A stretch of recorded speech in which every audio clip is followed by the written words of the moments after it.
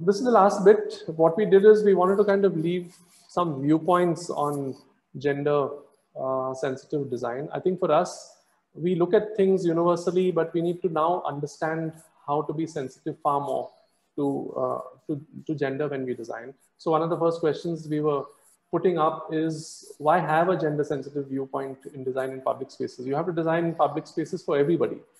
So the point we said is, today, if you look at Indian public spaces, the reference point of being neutral is not there. It's actually designed from the fact that more men use public spaces, and therefore we need to kind of almost look at how do we make the whole aspect of almost rethinking what should be the new neutral in some sense. So a more balanced view on solutions.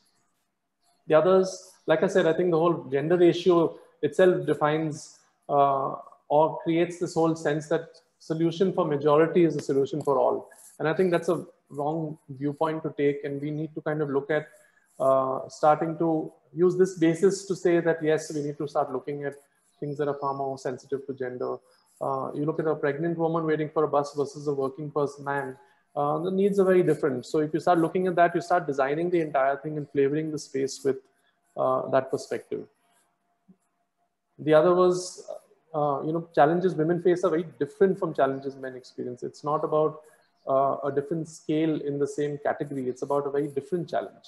And therefore, as designers, we need to kind of be sensitive to this whole aspect of challenges and being different, and then start identifying that within what you choose, as a project for design. Habits are a huge part of what you should look at. Habits define experiences. It's not the aesthetics. It's about habits of a user, and then it's the rest of it that kind of works around it. So I think the whole context of behavior is as important as ergonomics, physical differences that users have.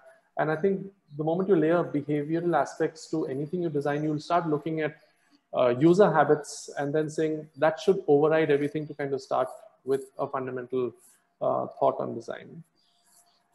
And of course, is it, this question gets asked a lot, especially with public spaces, is it about designing experiences distinctly for or exclusively for men or women? And I think it's not about that. Anything that is done, if it's a good design solution, good design solutions typically tend to align themselves to a wide range of users. And therefore, that's one of the big reasons we want all of you to kind of look at this whole aspect of being sensitive to gender.